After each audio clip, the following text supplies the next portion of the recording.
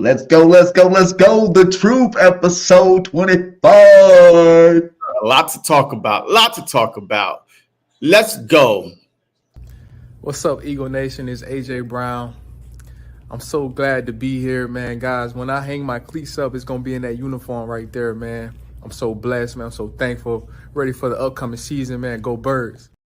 Go Birds. Going on, everybody, man. And welcome to the very first episode of The Truth, where not all Eagle fans agree on everything. And this is definitely the spot where this shit about to go down. Oh yeah, able, oh yeah, I'm stable, oh yeah, no label, oh yeah, you know me, I have only a path, I'm lonely, but damn, I'm going. This is why we started this, because of you. We started I'm tired of listening to your, fantasy that you living in right now. Always talking about, damn it, you didn't know until proven otherwise. BS! I'll be number one, working hella hard until I get just what I want, yeah. Rises like the sun, yeah. Fatal like a you know what I mean? Hey, I was pretty close last year. We could have easily won those 3 games. I gotta get through it, and the only thing I know is to love what I'm doing. Right? Did you not think that was the game? Look, we lost. Never listen to the no's, I just wanna keep moving. Yeah, I put it lost. out as hard, it's my only medicine, yeah. Everything I do, I'm just being genuine, yeah. I'm sick of being screwed, feel my own adrenaline, yeah. I do just what I do, and I hope you let me in. Yes, sir. It's your boy JC, The Truth, episode 25. We got a lot to talk about, baby. Woo! Let's go. Yes, sir. Hey, I'm super excited for this show tonight, man. I think this is going to be one of the best shows, man. The draft is over. Free agency is over. There's a couple more people out there. But tonight is about the drafties, man. The future of the Philadelphia Eagles is set. Let's go. Let's go, baby. Hey, shout out to all you guys coming up in here. We know the Sixers zone, but we're going to give you that Eagles talk anyway. Shout out to all you guys. We got Richard in the building. We got Daniel in the building. What's up, my guy? We got Twiz in the building as always. What's up, fellas? How you doing today? Miss Ash. Man, I'm excited, man. We've had like an A++ draft. Hold up. Man, A++ draft. Hold up. We ain't gonna get into that. I knew you was a traitor. I knew you was a fraud. I knew you was a fraud because you was giving this draft a B-, and now he's A++. I gave a pick. That's why people they can't trust you. They can't trust you. I gave a lying to the people. A B+. I gave a pick a B+. Before we get into those draft picks, we have some other news today. You heard it in the beginning. AJ Brown finally signs his contract. The $32 million man is in the building. And he said something I love to hear. He said when he's all done, when he hangs it up, it's going to be in that midnight green. How do you feel about that, man? That's awesome, man. Look, man, listen. First of all you haters, just shut up. Yo, Dan Silio, whatever you are, that whip stupid radio station. AJ Brown getting extended. There should not be no one in the Philly media have nothing to say for the rest of his career here. He said that he hoped to retire as a Philadelphia Eagle. He got the bag, right? So all that, he's going to be pouting because Devontae Smith no. He loved his teammates. He loved the city of Philadelphia. What he said was this, right? There's something that he said. He said that his daughter is about to start school in Philly, and he want his daughter to go to school with his teammate, other kids. You know what I mean? That's deep, man. It's bigger than football, right? It's bigger than football. It's about a family growing up together. And right now, hey, he said the right things. He got paid. He's happy to be here. He's here till at least 2029. Smitty is here till at least 2028. I mean, we got 2 number 1 wide receiver that is here for at least 4 or 5 years, man. I don't know no other team that is set like us at wide receiver. Yeah. Right? I can't even think of one team you'd have paid 2, not 1, but 2 $25+ million wide receiver that's set for the next 5 years. Yeah, Richard said he's even smart for paying these guys early. You know what I'm saying? Like, we didn't really have to go and pay AJ again. We just paid AJ. You know, we didn't have to go. Yeah, 2 more years left. I think it was a respect thing. I think they already knew when they went and go to pay Smitty his money that in order for them to fully understand that AJ not to feel a little slighted, not saying he would have felt slighted, but to keep the peace, he went out and re-signed him so he can make a little bit more money. You know, you can't have them both making the same amount of money, but one putting up a little bit more than the other. You know, one's considered a better receiver than the other. So what they did to make it fair was go ahead and re-up them right now, give them a little extra money to keep everybody happy, man. I loved it. Facts. So he said, Miss Ash said, I knew AJ wanted to be here. Howie comes up off the bag and doesn't mess around. So why not? Yeah, man, Howie would definitely give you that money. And a lot of people think that, hey, you know what? The Philadelphia Eagles is going to come back and bite them in the ass, you know, down the line. No, it's not. The cap goes up every year. Every year. I think I saw something with AJ Brown being extended, with Mariota being extended. The Eagles already have $51 million of cap space for next season already. So, like, I'm telling you, the cap goes up every year. So it is smart because the wide receiver market is going to go up. The quarterback market is going to go up. The right tackle market, left tackle market, every position on the field is going to go up. So it's smart to pay these guys now so you will be in better position, right? You know what I mean? And then, you know, and help cap space later on down the line. So big move by Howie. Howie, man, this offseason, I'd never seen a better offseason from Howie Roseman than this offseason. And I kind of said it. The way the Philadelphia Eagles ended the season last year, Howie was on a mission to make sure that shit never happens again. Because that was embarrassing. Like, to the fans, to the players, to the city of Philadelphia. Hell, the freaking country was watching us. Like, man, we had like 6 primetime games. Everybody was praying for our downfall, and they got their wish. And Howie was like, you know what? Put it on my back. I'm sorry. Watch this. Yeah, man, it's crazy. He knows what to do. But like we were saying earlier, are they the best duo? We got a lot of duos up here. Do you think the Eagles have the best trio? You know, we're going to talk about the third piece of that trio, but at least duo in the NFL right now. You got some tight duels over here. You got some pretty nice ones over here. You know, you got the Debo Ayuk's. You got the Moores, Allens. You got the Chris Godwins, the Mike Evans, the Puka and the Cooper, the Jeffersons and the Addisons out there. And don't even forget the Tyreek Hill and the Jalen Waddles out of the world. So do we have the best dual receivers in the NFL? I do. I do think that we do have the best wide receiver duo in the NFL because Smitty and AJ Brown, they're number one. 1A, 1B, whichever way you want to do it. Look, Smitty proved he could take over a game if AJ is not here. We saw it in the playoffs, almost 200 yards receiving. So he's shown the ability to step up when he's called upon. But not only that, like, I would not take no other duo. Debo and Ayuk. Man, when was the last time Debo had 1,000 yards receiving? Like, Debo is a gadget, right? He's not a receiver. Yo, he's a weapon, you know what I mean? That, oh my God, look out for Debo. Ain't nobody scared of Debo getting over top on them. Like, yo, he's underneath, right? He's handoff. So Mike Evans and Chris Godwin, I don't trust Godwin like that. Man, I would not take Godwin over Smitty. Like, I wouldn't take Keenan Allen. He can't really stay healthy. Like, I wouldn't take him over, you know what I mean? Yo, I wouldn't take no other duo besides Smitty and AJ, because I've seen it the past 3 years how Smitty is dependable.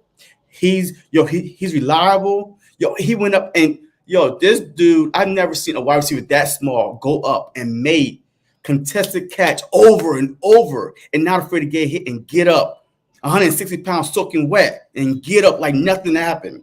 No other wide receiver in the league duo that put fear in DBs than Smitty and AJ Brown. And I would die on this hill. I die for that shit. I like it. And I gotta agree with you. There's not a better combination. Like, there are good receivers, one old, one young. There's good receivers where, one year this receiver's doing good, next year that receiver's doing good. But in terms of both of these cats since they've been together, have did nothing but break records together. You know what I'm saying? They broke Eagles records together. One for yards, one for catches, one for touch. You know what I'm saying? Like these guys, every year this combination, they're both getting over 1,000 yards. So that is something that can't be looked over when you think about the best duel in the NFL. Even though the Tyreek Hills and those guys, like one player might get over 1,000, but it's both of them not getting over 1,000 yards, and we definitely got two that's going to get over 1,000. I even think with the addition of Saquon that both of these cats can get over 1,200 yards this year. You know what I'm saying? Because having that running fear of the running game that you're going to have this year with a Saquon Barkley, a healthy Saquon Barkley, this offensive line. And Goddard and the rest of these cats, man, it's going to be crazy. They're going to be open a lot. They're going to have a lot of deep balls, a lot of deep plays and big plays happening this year. Yeah, facts, man. Howie is really the GOAT, man. Like, I'm telling you, man. Like, look, I'm going to keep saying, I apologize to Howie Roseman because 5-6 years ago, we all wanted him gone. Like the draft picks that he was doing, the Jalen Ragers, the J.J. Arcega-Whiteside, Mr. Umbrella Man, the Andre Dillards, what I mean? Like he swung and missed on first round picks, second round picks. But the past 3-4 drafts been like money. Yes, everybody's saying, what have Jordan Davis done? Listen, Jordan Davis, his first year, like he didn't have to do anything because we had Hargrave and Cox, right? So yes, he didn't have to be dominant or anything, but he still was productive.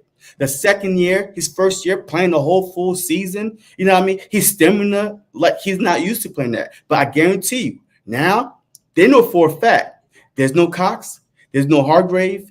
It's a youth movement in Philly, all across the front line with Nolan Smith, with Nolan Smith, with Carter, with Davis, even with Josh Sweat. This front is about to be ferocious. I don't care. I'm telling you, we going back to 2 years ago when we actually was getting after the quarterback. Because I'm telling you, every time I saw Smith on the field last year, he was almost getting to the quarterback, either getting to the quarterback. He was around the quarterback. He was. He was playing, 20-30% of the snaps, if that. So now is his show with Huff. I'm telling you, man, this defensive front is going to get better. We about to go back to 2 years ago. We got the chef in the house, not no sous chef. We got Vic Fangio in the house, young DB, like defensive backs, hungry dogs. Woo! Man, let me stop. Man, I'm about to get about to be on and popping in Philadelphia, baby. I can't wait.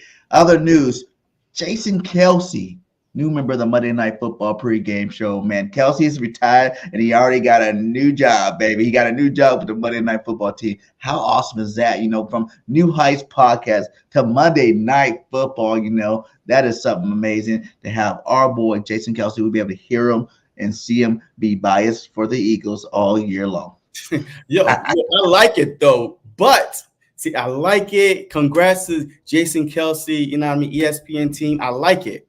But I wish it was like the Manning cast, like the New Heights, right? Because, and now he probably have to wear a tie, a suit, like he won't be Kelce, right? I mean, I want to tune in and watch him be chugging beers, screaming at the TV, right? Just like he would if he was in his living room watching it, right? So that's the only thing I'm saying. I wish it was more like a podcast type thing than in the booth with uptight people maybe around him. He can't beat Kelce, right? Take off his shirt, chugging beers. That's what the people want to tune in for on a Monday night. You know what I mean? That's what, but congrats to him, man. You know what I mean? Hey, he already got a number one podcast in the world, so you don't need another podcast, my guy. He don't need no another podcast. He got the best one out there. I wish he took that. I really think they will understand that Jason Kelce, I really think that he might not be chugging them beers, but he might have a couple of beers before the episode. You know what I'm saying? Like, he'll be in his full form. They still, if you look at some of the people that are animated, the Pat McAfee's and those guys, and when they're on like, these primetime shows, they're still able to still be themselves a little bit. That's the reason why they're paying these guys in the first place. They want to bring that attitude and that swag to the show. And I do think, seeing them in a tie or something, hopefully they won't make them wear all this stuff, which all the guys do, but maybe they'll change it up for Kels, and he can have himself a nice career on the Monday Night Football team, and I'm excited for him. I hope the Eagles get at least 2 Monday Night Football games so we can hear him cheer for our team live. Absolutely. But also, even if it's not Monday night, but like the Friday night, it could be a Monday night broadcast, right? Because that's the only game on, that night. So they might have that Monday night crew also do, the Friday night crew. So, there's going to be games that the Eagles are the only one that's on, and they have the Monday night crew, even though it's not Monday night. So to call the crew, to call the game. But, hey, put that 300 touches up. I don't think Barkley is going to get 300 touches, man. I feel like with the running backs that we have, which we're going to talk about the draft picks, but I feel like there's no need to give them 300 touches. At least not handoff. Now, if you give them about 250 touches and then the other 50, as a wide receiver, okay, combined, I could understand that, but I do not want him handing off 300. We still got Gainwell. We got the drafty. So the whole goal, hey, it's a long season. The whole goal is to keep him healthy for the playoffs. I don't really care about the regular season. I care about the playoffs. You go into the playoffs being healthy. So 300 touches is a lot, especially when we are a running back by committee. Even when Miles Sanders had his best 13 plus 100 yards, hey, we still had another running back that had at least 500-600 yards. So, but yeah, so to that part, what you're saying is, I don't believe it's going to be so much committee this year, to be honest with you. I think if Saquon stays healthy, and the Eagles will know this better than we will, how healthy he is throughout the season. But I think they really want him to be the bell cow. I think they're finally like, okay, all them years we had a rotation because we didn't have that number one type dog at running back, and now we do. Now, the 300 touches, I don't even think he needs that much to be dynamic. I don't think he needs that much to be a first-team All-Pro. Think about when we talk about the Shady. The last 2 years, the Eagles have put out 1,000-yard running backs that went to the Pro Bowl, right? 1,000-yard running backs have been to the Pro Bowl the last 2 years, and, Swift and Miles Sanders. But both of those guys, neither one of them needed to have, 1,000 carries, 25 carries to do it. When you got the passing game that we have in Philadelphia Eagles, and you got Jalen Hurts running sometime, when you get the ball, it's just going to be open, my guy. It's just going to be open. And he's going to be able to put up big numbers, on a consistent basis, just because of simple fact of all the weapons around. You know what I'm saying? So I don't really think, like you said, we're going to need the whole 300 touches, whether it's receiving or catching. I think you're looking more like 200, 225, in that range, but they're going to be dynamic plays. You know what I'm saying? I think it's going to be, remember when we were on a streak and put up all them points 2 years ago, it was just a streak of whose turn is it today to have a big game, big game, big game, big game, big game, big game. You know what I'm saying? Like, everybody's going to be having big games left and right because it's going to be so hard to stop all these weapons at one time during a football game. So, overall, I see him getting over 1,000 yards. He can be in the 1,300 to 1,400 yards. Rushing wise, I do see him putting at least 2 to 3, maybe even 400 yards receiving, depending on how much we throw him the ball. I don't know if the Eagles want to try to keep Gainwell relevant by making him the passing back in the league. But, I think Saquon's going to have an all-pro season. I think he's going to reclaim the number one running back in the league this year. Just because I'm thinking, I think CMC's held it down for the last couple of years, but Saquon's never had as much talent around him, and it's going to really show the true potential that Saquon has to be great.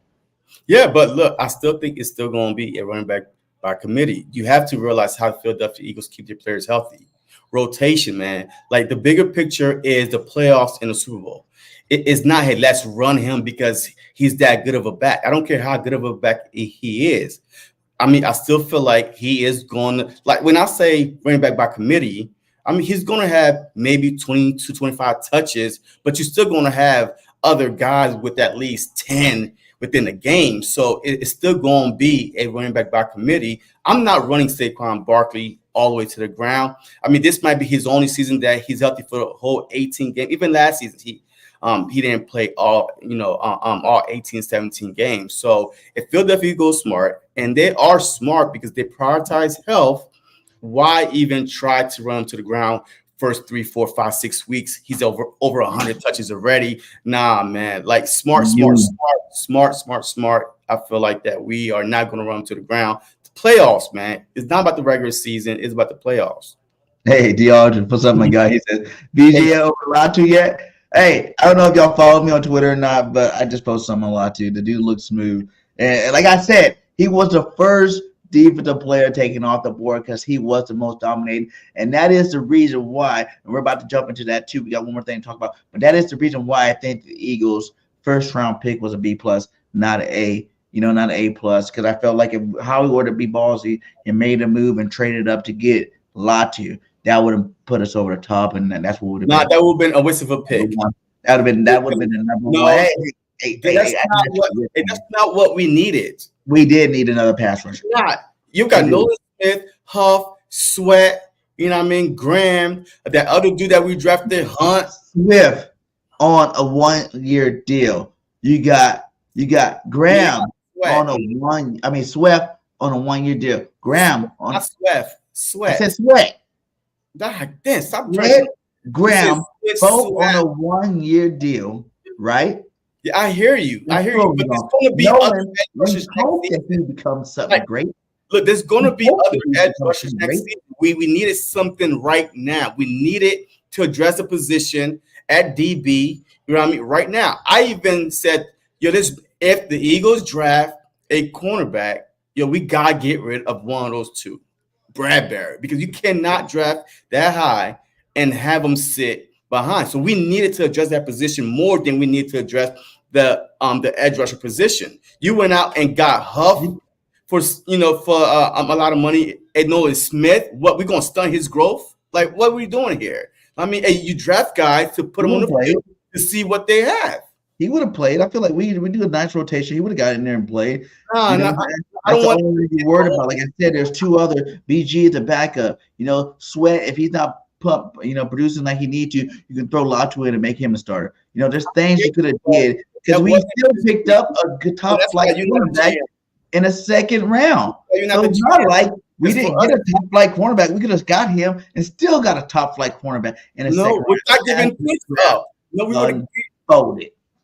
Nah, that's ridiculous. But like I said, a position that we don't need. My boy D, and then lose a position that we need. I am over it, and I do think that we missed out on that. Okay, next is we're gonna move to the draft, baby. With your Philadelphia Eagles, we're about to give our draft grades for you guys. You know what I'm saying? If you didn't get the first round on the live stream, you're about to get the first round draft edition here tonight. So let's start out with the number 1 pick, Mr. Quinyon Mitchell, man. Quinyon Mitchell, man. How you like him? Look, I like the pick, man. I like the pick a lot because I never thought in a million years that we would be able to land him or Wiggins, him or what's that cornerback? Arnold. But I never thought in a million years that we would be in position without, mortgaging our future and moving up. This was a perfect situation for him to drop down to 22. Every expert is like, man, this dude is a real deal. Ocho Cinco, man. It's not about the school. It's about when you watch him play. His ability, right? His quickness, his speed, his intelligence to look and play the ball. Like, he's not just running with his head like this, like Bradbury and them boys. This dude is very, very smart, very tough, and he's already in the lab, very humble. I'm telling you right now, he's going to be, if not the best DB in the league in a couple years. Wow. A plus pick right there. We address a position of need, and I can't wait to see him on the field. The Aldridge with you. He says A+ in the building. A+. A+, man. Now, let's hear the other side of this. You know what I'm saying? What's up, Michael Johnson? Let's go. Fly Eagles fly. Now we go hit the other side of this Quinyon Mitchell. Now I told you I gave him a B plus. You know why? Because yes, wait, we got the best cornerback in the draft on most people's board. You know, whether you want to say him or Deshaun, we got both of them. So, but let's talk about him right now. We got the best cornerback in the draft, but he was not an elite cornerback. Okay, he was not a top 10, top 12 type cornerback. He was no Patrick Surtain. He was no shutdown for sure, bona fide stud like the top cornerback that go in the top 12. Right? That is why. Hold on real quick. Excuse me. That is why. How do you know though? How do you know he wasn't? The school he went to, the school he went to. Hey, did you hear what Nick Saban says? Did you hear what Nick Saban says? Nick Saban said if that dude would have hit the portal, the transfer portal, he was his number one target. He was going to get him to Alabama if he hit the transfer portal, but he never did. How do you know he's not top 5 corner? Nick Saban is old, retired. How many times did you watch Toledo? He don't remember who he was in the transfer portal. How many times did you watch Toledo play to know that he's not a shutdown, a top 5 corner? Who the hell did Toledo play? Come then why don't you go look tape before you talking about he's not a? They don't play nobody big. They're not Alabama playing the LSU's. You know what I'm saying? They play Alabama play all the top flight. It wasn't you there at the the Senior Bowl, right? Wasn't you there? Yeah. All right. Then he go against the top receiver and still shut him down. Brandon Rice. He went against Luke McCaffrey. He went against Wilson, Roman Wilson. Lad McConkey. These guys didn't go in the first round. No. He did. Yo, there's a what was that one receiver? He went against him because there's a highlight of that. Somebody posted. And for you, for those of you who say that he didn't go against nobody, look at this. He went against one of the top receivers that got drafted in the Senior Bowl. You just missed it. Not the receiver. Because Marvin Harrison Jr. didn't go to the Senior Bowl. He didn't need to. Yeah, he didn't go to the Senior Bowl. So, but I did hear he played against Harrison Jr. Okay, that's one. I'm talking about people that go against top flight talent at game in, game out. That is the SEC talent. And I'm telling you right now, I pray for this guy to be great. I pray for this guy to be the next coming. You know, we can have our Lito Shepherd, a Sheldon Brown for the next couple of years. Because this was the last time the Eagles went 2 cornerbacks back to back, you know, in the first, second round since Lito and Sheldon. I hope these guys do live up to the potential. But I'm just saying now, don't get excited. Like, we still got a lot of cornerbacks in this room right now that can play some ball. You know, we still got, you know, who just got better than Mitchell. Got Rodgers Sr., who definitely he's played in the NFL at a high level already. The only thing that happened to him was he got suspended last year. If he didn't get suspended last year, he probably would have played with a, you know, even higher level. He wouldn't even be on this football team right now, you know, but he is on this football team because Howie did his homework and he got reinstated. So you got to worry about him coming back this year. You know, you got Ringo, who had an interception last year, who actually played decent last year, that should be better in his second year. You got Ricks, who played a lot of time last year, that everybody loved, thought Ricks played some good football. He should have replaced Bradbury. Let's see what happens to him this next year. You got Job still fighting for a job. You got Maddox still there. You know what I'm saying? We still got a lot of people on this football team that has potential to be stars too. So just like you say, he can possibly be a star. He could possibly not be a star if one of these other young bucks step up and be like, hey, I don't want this rookie to come take my spot. The only reason why you hate this pick is because he went to Toledo. He went to Toledo. That's the only reason why. Where's that at? BG, I can't with you, man. I'm glad you're not a GM or a scout. Man, I'm glad that you mad that I brought Latu to the team? Huh? You mad that I got Latu, the best defensive player in the draft, to the football team? Secretary would have been getting eaten up every game like we did last season. Nah. He's gonna play against Smitty and Brown and work on his trap. Yeah, he's gonna get better, guys. I'm not hating on. I gave it a B plus. Y'all act like I gave him a C or a D or F. Give him a B minus. B plus is really freaking high. Okay, a B plus is really freaking high. It's almost an A minus. You know, and I have my biases of who I wanted in the first round, so that's why it's going B plus. And like I said, I hope the boy Like you said, I talked to him. I think he got talent, but I want to see it against top coverage. I mean, top flight receivers. I want to see it in the pros before I give him his full bouquet of flowers around here. Okay, so when I see it in the game and he's shutting down somebody in a football game, then I'll give him the full bouquet of flowers. Then it might turn to an A plus. But for right now, until I see it done, it's gonna be a B plus. Okay. All right, GM. Man, what's up, Philly? Philly, how you doing? Thank you for tuning in, my guy. Thank you. Thank all you guys for tuning in. We got 54 in here. Hit that like, hit that subscribe. You know, we're gonna go to that second round pick, who everybody really wanted in the first round. To be honest, a lot of Eagles fans wanted this cat in the first round. The fact that we got both of these cats is crazy. Is crazy, and that's what upped my A plus overall grade. Because not only did you get, you know, one of the best, but to make sure you made the right decision, you turned around and got Cooper DeJohn, his new nickname, Cooper DeJohn in the building. You know what I'm saying? The Great White Hype is in the building. You know what I'm saying? Jason Sehorn 2.0 is in the building, baby. Is in the building. Tell me, what is your grade on Mr. Cooper DeJohn in the building? I mean, I gotta give it an A plus, man. I gotta give it an A plus because this dude was projected to go in the top 20, and we got him in the second round. Like, yo, that's crazy. You know what I mean? Like a first round talent, top 20 fell to the second round because there's a lot of.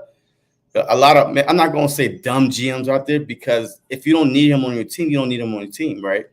But thank God there's a lot of dumb GMs out there that pass on him and fell right to the Philadelphia Eagles, man. I mean, this dude is versatile. Yo, he can play safety and he can play the nickel. So even if we have Slay and Mitchell, at least we ain't got to worry about who's going to be our nickel because you could put him in the nickel or you could play him as safety. Who's going to be our safety? If Sidney Brown don't start the season, we got him. He can play safety. So he's played those positions before, and he played them very well. You know what I mean? So he's a dog too. He's humble. You know what I mean? So I like this pick, man. He fits the Philly mindset. Mitchell, the same thing. Cooper DeJean, it's the same thing. You know what I mean? So I like this pick a lot because we don't have to worry if one of our DBs go down. We don't have no DBs left that we can rely on. So, and like you said with Mitchell, we don't know until they lace the cleats up and go against competition in the NFL. The NFL is different from college football. We know that. But all these guys in the NFL came from college first, right? So it's not like, boom, they just woke up and dropped into the NFL. Nah, they went to college. And then over the year, they became who they are in the NFL. So great pick. I can't wait to see him play. I mean, he reminds me of a Reed Blankenship, but with a better skill set. With coverage ability. Reed, I mean, he's a hammer. He's going to come down and lay, I'm trying to lay you out. But this guy, he's finesse with it. You know what I mean? So that's why I like this pick. Yeah, man. What'd you give it? I told you A plus. Yeah. Now, this one, I will give you an A plus because you got Cooper DeJean at pick number 40. You traded with a division rival to get a top flight corner. Imagine if Washington traded with, who was it that traded right behind us, the Saints? And they got Cooper DeJean, then we would have got Kool-Aid. I would like that a lot too. You know what I'm saying? We're not going to get I don't think we will win got Kool-Aid. I don't think so. No. I don't think so. I think the only reason why we got him. I don't think. I don't think we would have got Kool-Aid because Kool-Aid, you would have to put him at DB. We need someone that could play safety, nickel, like Vic Fangio. Like Kool-Aid, I don't think would fit a Vic Fangio system. I think that he will fit better than a Kool-Aid. Oh, that's your opinion. I would like Kool-Aid too. It's my opinion, and you can't argue with it. You can't argue with this, though. My opinion is never wrong. This is one thing you cannot argue with. Let me clear this part up. Hold on, let me see something real fast. Comments. Where are my comments at? Yeah, hit that like. Everybody hit that like wherever you at. Go around and hit the like everywhere. But look at this, man. They put that down. What did I do? How you take that down? Okay, here we go. Okay. So, Quinyon Mitchell and Cooper DeJean has 0 touchdowns on 825 combined coverage snaps in 2020. Neither one of these guys gave up a touchdown all year long. All year long, man. That itself to me is very impressive. That itself to me tells you that you got two ballers.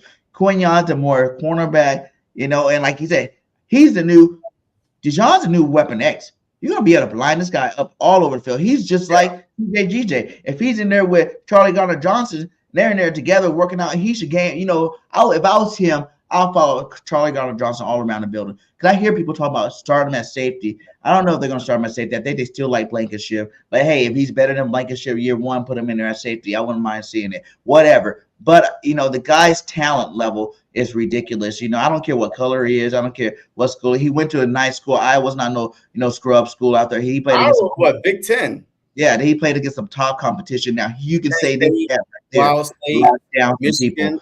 Did some stuff, on the football field. So, that's why I think he is, the guy that's for sure thing.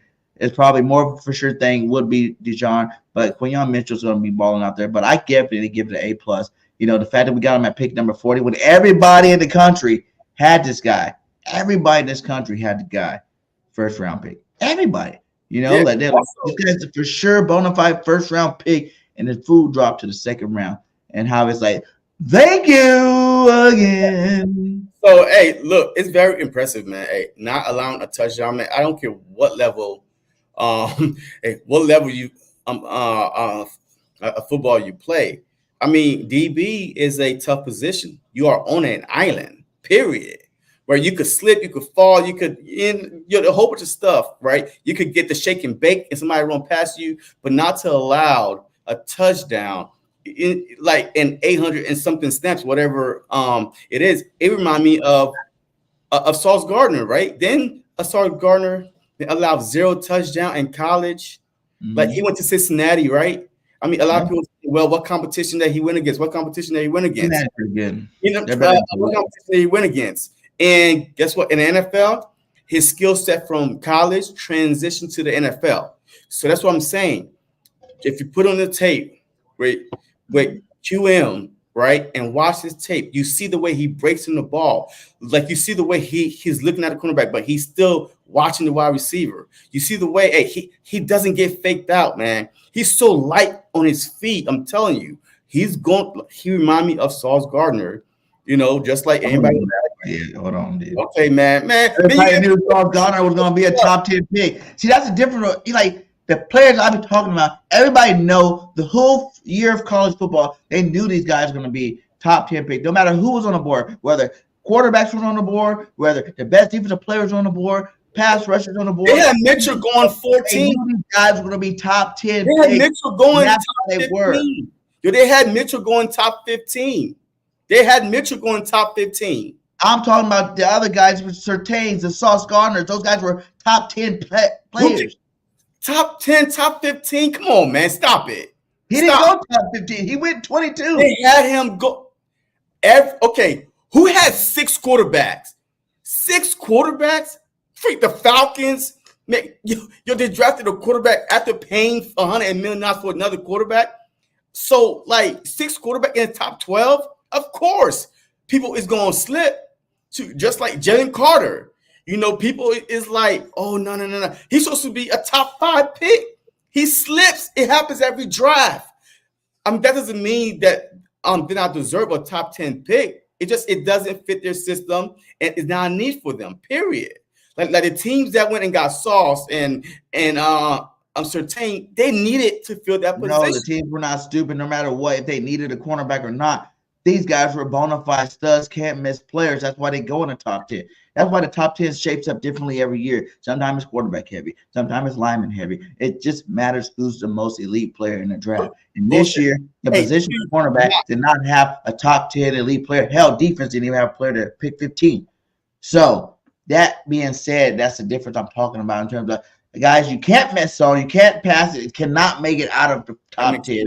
And guys that make it out of top 10. I'm not saying neither one of these cats gonna be ballers. I'm just letting you know that they ain't gonna be no Sauce Gardner. They're not going to be no Patrick Surtain the first year. For the one, like you said, those teams need a corner. So Sauce Gardner, Patrick Surtain, all these cats, they started their first year, and neither one of these guys I see as starting cornerback. Mitchell is starting. No. Mitchell is starting this season. I promise you that. Because Bradbury is gone. Bradbury is not gone. He's on a team. First cut. Now he says he's starting this year. Bradbury is a post-June first cut. He's gone. I'm telling you. I don't know about that. Okay.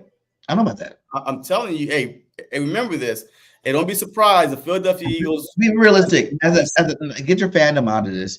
Be realistic. Phantom. With the team that you got this year, would you could really tell me you would rather have a rookie that played against no top level receivers on a Toledo squad? Wait. Take your bias out of it. Wait. Take your bias out of it. Let me finish. Over Bradbury, who 2 years ago was an All-Pro. Because of our defensive front, period. Our defensive this year. He can be an All-Pro again this year. Because of our defensive front was getting 70 mother freaking sacks. Shutting down all the best cornerbacks in the league. We made history. Third most sacks in NFL history over 100 years.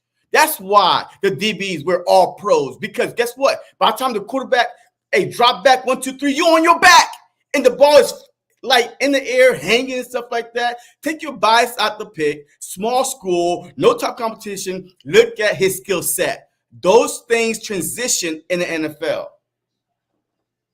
Like I said, you're not going to have a proven veteran in the league and start a rookie in the league year one. Now, if Bradbury, I say the only way Quinyon Mitchell starts on this football team this year is if Bradbury stinks it up the first 3 to 4 games. Then I can see you pulling him out, bring it in a Quentin Mitchell, you know what I'm saying, and then that be what it is. But other than that, you're going to keep your all-pro, two or 3-time Pro Bowl cornerback Bradbury in the game now that he has safety help again. Last year, Bradbury had no safety help. Last year, the D-line wasn't getting to the quarterback the way they needed to because of the schemes that were getting called. This year, you got a better scheme. This year, you got the – you gotta have a perfect. Wait a minute. So if you're an all-pro, top shutdown corner, why are you relying on the front to get to the quarterback? Why do you need safety help? You're supposed to be the shit, right? All pro being, guess what? You was because the best all in the your rules go against the period. quarterback. You can't touch these guys. You can't hit these guys no more. This is patty cake football nowadays. The secondary is getting abused by most of these receivers out there because they can't do this and they can't do that. And now that's why you need your safety up over the top and make sure nothing big happens. And when you got that, Bradbury is a little older. He's a little slower. He does need a little bit more, but his experience. You don't be an all-pro, multiple-year Pro Bowler if you don't have talent. Okay, so, the last thing I'm about to say about this, and then we can move on, okay? If you are Vic Fangio and you can't leave your DBs on an island while you use your exotic blitzes, then you need to get rid of them. Because that's how you get to the quarterback. All right, you say, hey, I trust you. We about to go cover 0. Let's bring the house. You have to be able to at least do it a couple of times to trust your DB. If you can't do that, then this should not be there. This should not. Like you can't run a cover 3 every freaking time, a cover 2 every freaking time. Like once in a blue moon, you have to call a cover 0, send everybody, go after the quarterback. The game is on the line. You got to rely on your DBs to go one-on-one. If I got to keep safety game after game, then no team, we will get ate up, dink and dunk because guess what?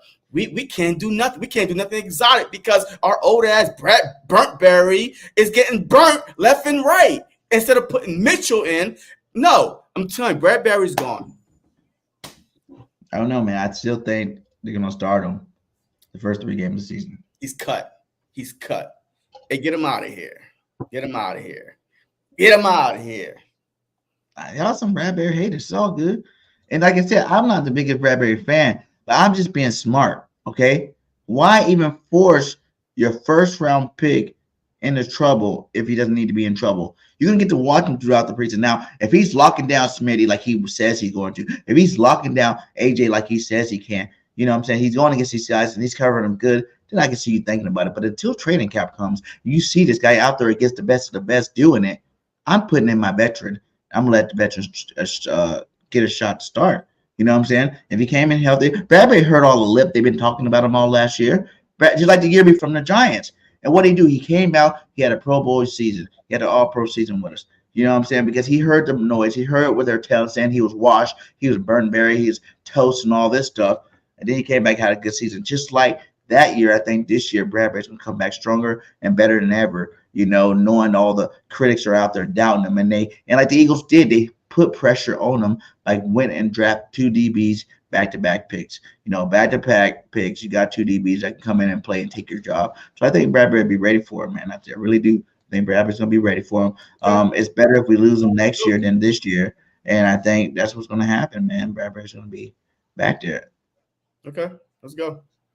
Next, we got Jalix Hunt. How do you feel about the Eagles going a 3rd round pick for this guy, Jalix Hunt? Look, I'm not going to act like I know who this guy was or anything like that, but let me read something for y'all, all right?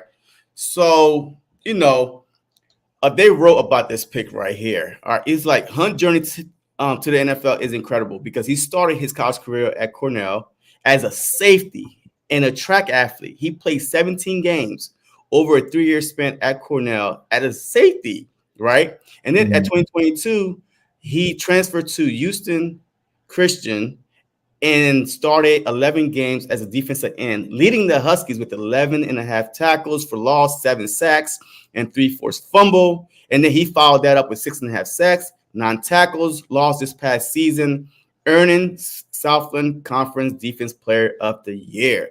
6'3.5", 252 pounds. So this pick right here to me, man, if you hear Howie Roseman, he's a project. Right, he's a project, but I don't know. You know, this was a Vic Fangio pick for sure. Like, I feel like that Vic Fangio said, "Hey, I want a guy that could drop back at the linebacker position, athletic." You know what I mean? Yo, he don't only we don't need him to only rush, but we can move him all over the field. Safety, linebacker, defensive end. You know what I mean? Like, he's going to use this guy everywhere. So I don't know if he's going to do be in one position or not, but I feel like this is a project over the years, and he's going to be I just got to see it, man. I got his highlights. It's some good, some bad, but hey, we'll see, man. So I give this right here a B-. Nice, yeah. I'm gonna give it a solid B. Because like you said, they did say this was Fangio's #1 guy in the draft that he wanted.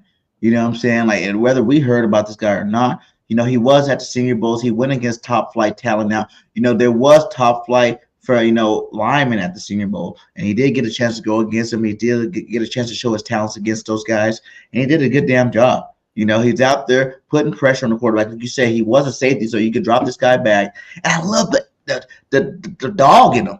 What up, Big Papa? What up, Big Papa? Hey, Coach, I'm gonna need that playbook ASAP, my nigga. Yeah. Hey, send your playbook. Let's go. That playbook ASAP. He want that playbook right now. First practice of the season and show why the Eagles picked this guy in the 3rd round. When you hear projects, you think more of the 4th, 5th, 6th round players. For the Eagles to go up there and get this guy in the 3rd round, meaning there was something a little bit more special to any one of us obviously know about. Like, the guy's a talent. He's fast. What he ran, I think he said 4.6, 4.7, something like that. That's awesome. And the guys doesn't go out there and can put that heat on the quarterback. And like you said, he can drop back. Maybe that was the reason why Hassan Reddick didn't want to stay. When Hassan realized that was going to be part of the game plan, he still got to drop back when he knows he's just a sack artist. Then maybe he was like, I need to go then. I need to go. And that's why they went and got this guy, Jalix. And I think sky's the limit for this guy. If he goes in there and works as hard as he sounds like he's going to work. Oh, yeah, absolutely. If you put that effort in like he sounds. Everybody sound good draft day, though. Everybody sounds good draft day. Get motivated. I do anything. Draft day. I do anything. I die for this shit. I mean, hey. On draft day. But when they get that contract and they get the training camp and they start getting hit by the real big boys, Nah, I don't think so. changing. I think I hope that's not him. nah. I hope he's the best sleeper pick for the Eagles. But I'm gonna give us a solid B. You know what I'm saying? Just because I don't know very much about him, another small school guy, but I do know he was very productive at that small school with sacks and whatnot. And I think that, the sky's the limit. If he goes in there, he works hard. I just loved his interview, to be honest with you. His interview kind of motivated me to say, okay, I can see why the Eagles might want to get this cat, because he seemed like he's ready to go right now. He'll do anything, play special teams, play wherever they want him to play. And he's going to go out there and bust his ass to be a Philadelphia Eagle. And that's all we really want from our draft class is guys are going to come out there and bust their ass to be a Philadelphia Eagle and do his thing. He says, check out Jimmy Smith. He has had him as a fit for us.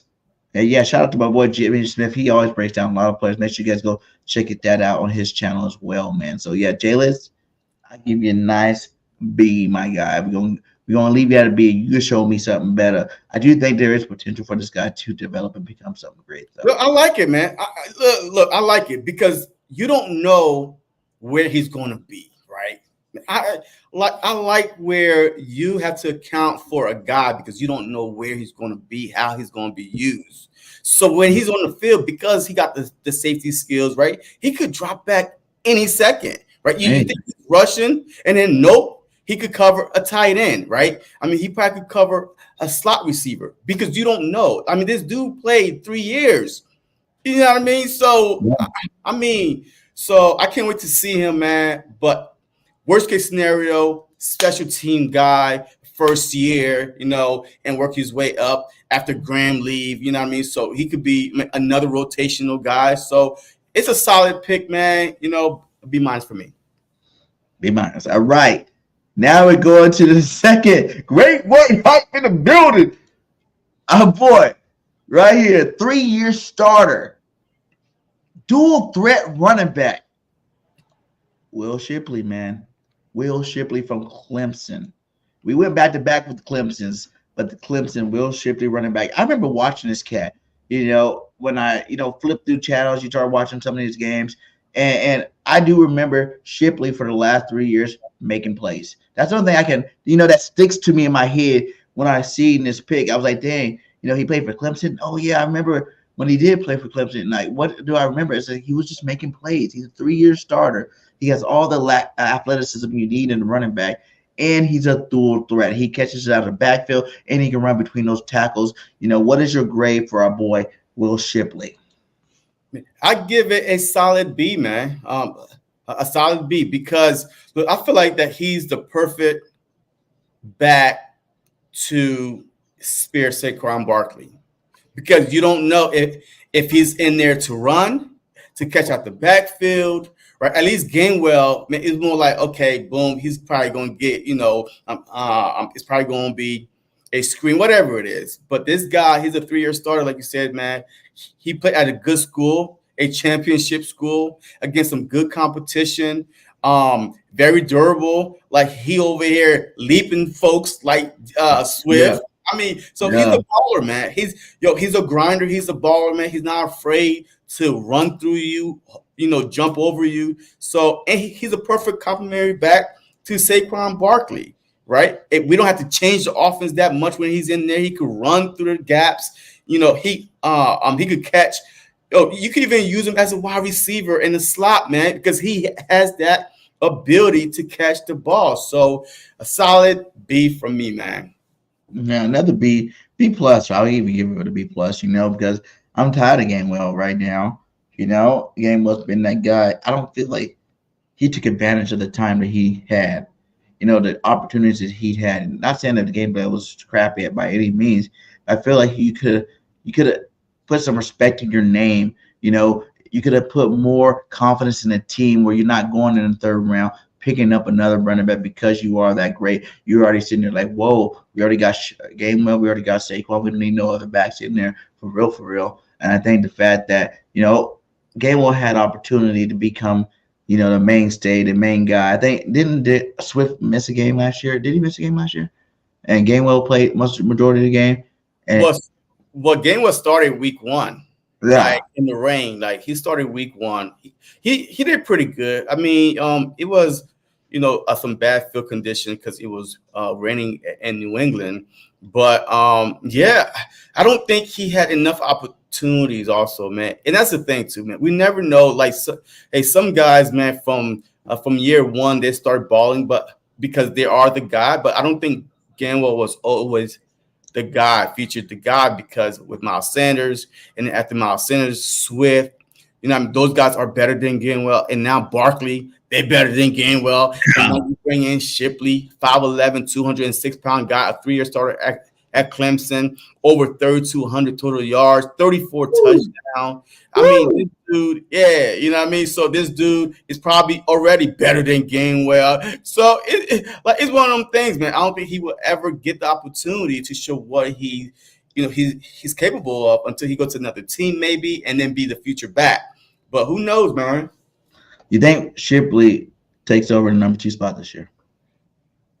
Well, I really think that Gainwell starts off, and then Shipley, probably will take over by like mid-season, whatever it is. It depends on Kellen Moore, man, because I think that this was a Kellen Moore pick.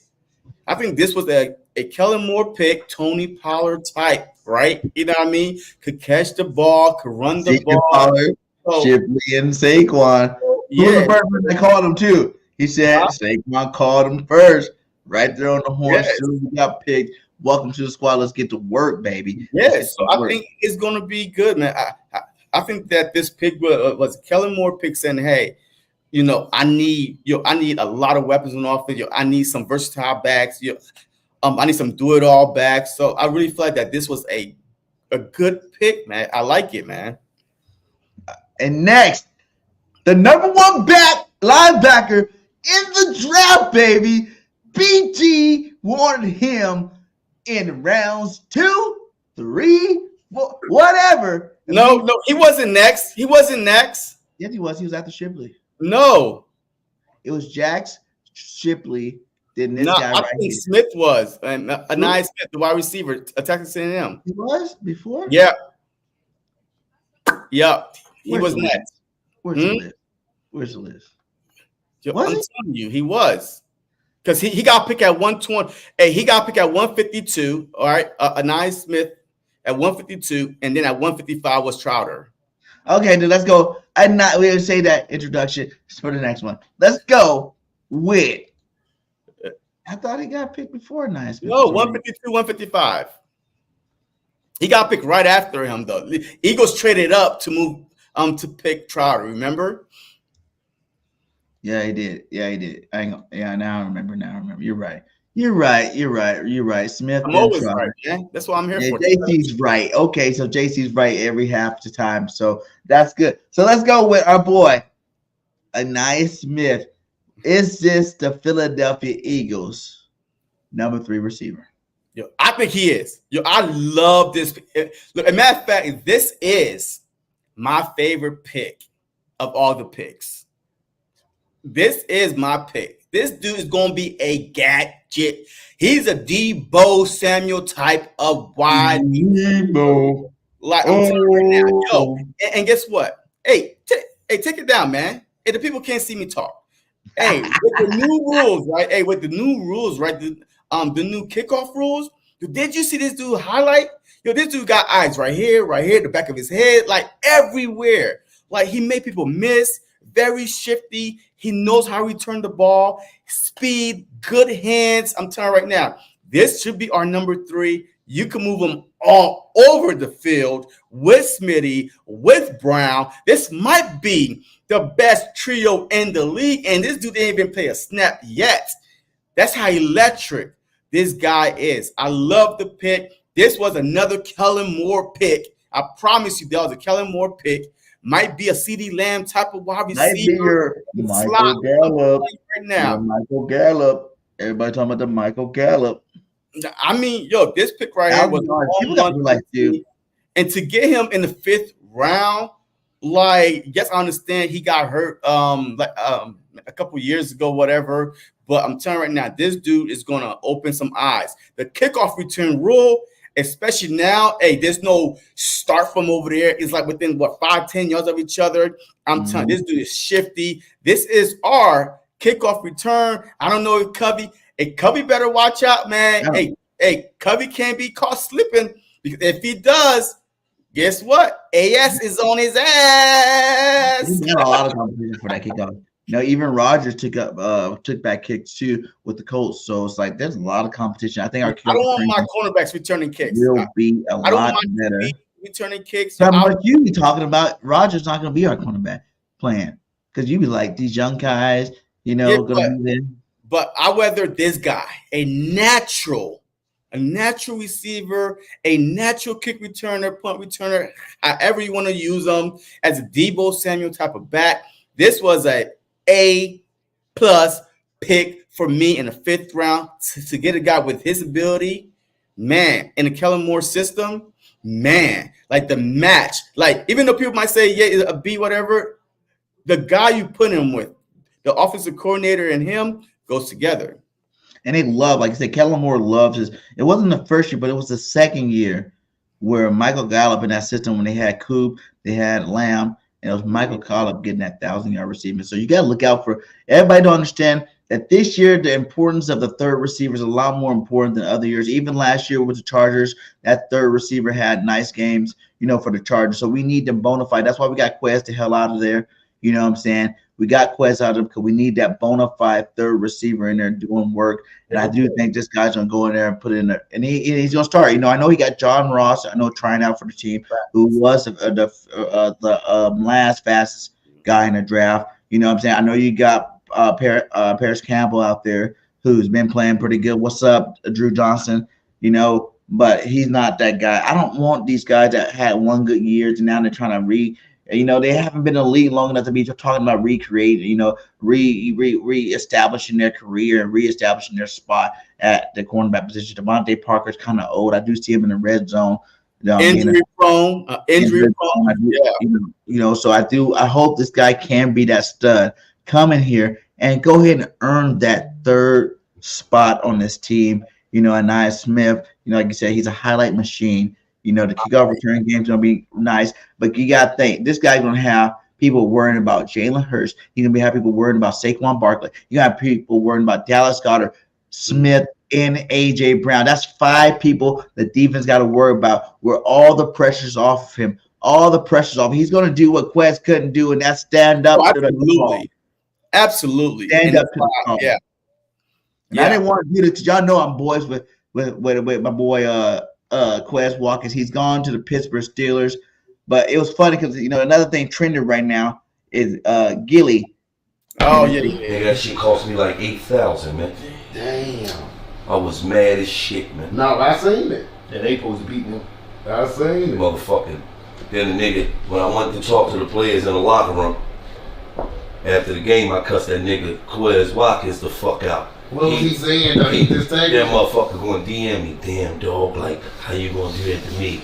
If I was given an opportunity, No, that wasn't the Arizona. You talking about Tampa? You talking about the last game? The playoff. They lost to them in the playoffs. To Tampa Bay, yeah. Damn.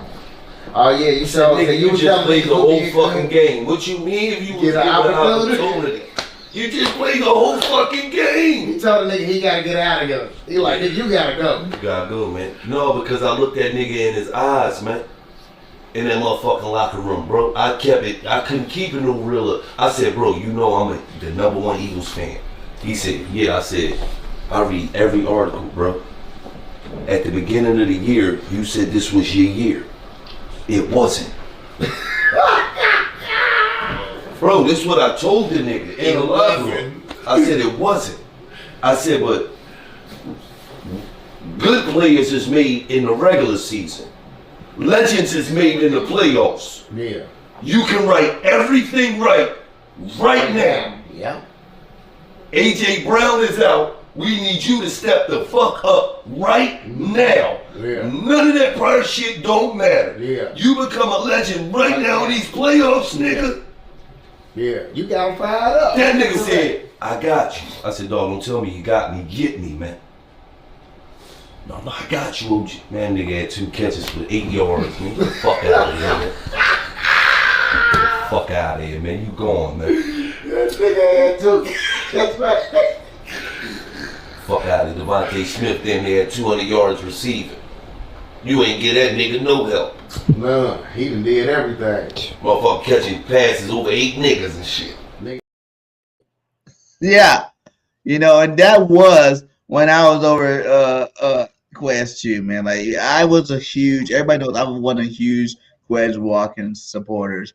And I think before that game, I was like, it's going to be Quest season, baby. He's going to come out here. He's going to ball out with AJ out of the game. He's going to come ball out and do his thing and correct all his wrong. And he definitely came out and laid a damn egg. So, hey, shout out to Gilly for keeping it real out there, keeping it a buck. That is why Quest Watkins is playing in Pittsburgh this year, and I love it. And that's why it's so hard to play in Philly, man. And we take our football serious, man. And we take our football serious. And we're betting on y'all, man. Hey, look, I gamble a lot, and I ain't never gamble on Quest because I had no faith in Quest. So this dude lost too. I was hoping my boy Quest would come back. I wanted him to be the guy. He said it, like Gilly said. He said at the beginning of the year, this was his year. And I was giving him all the credit. I was giving him all the credit. Like, oh, he even admitted that, you know, he didn't like the way things went down with the AJ and the city. And now he's number 3 receiver, and he had the hard time dealing with it and all that. But this is going to be his year. He's going to come back and lay it to be the best 3rd receiver in the damn game. And he laid an egg the whole damn season. That's why he's out of Philly. And we're looking at a guy in the draft, Nia Smith, to take his damn spot. All right. So hopefully he does. Yeah, we need to lock down that spot. Like I said, it is very important in the Kellen Moore's system. I know everybody's like, well, you got Dallas Goedert to be that. No, it's not tight end. Dallas Goedert's going to get hits regardless. He got special plays for Dallas Goedert. He's going to get hits. Hey, Kellen Moore, look, hey, Moore is still going to use Goddard now. Yeah. Look, the tight end is still going to go down the middle. That's the thing with Moore. He actually had the tight end down the middle. Like, we want to get our tight ends out to the side over here blocking screens. Hey, you had Smitty blocking screens for Goddard. What the was that? Yeah. You got a 160-pound guy blocking screen for a 200-plus guy. Yo, poor Smitty. I bet you, hey, you're not going to see that again. I bet you ain't going to see that again. Hell no. Like, that was ridiculous last year, man. Let's go, man. Let's move on.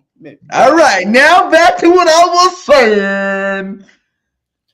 The best pick in the draft, the best linebacker in the draft, dropped all the way to the 5th round. He's a hometown hero. Hey, look how old he's been in Philly. Look how long this boy's been in Philly.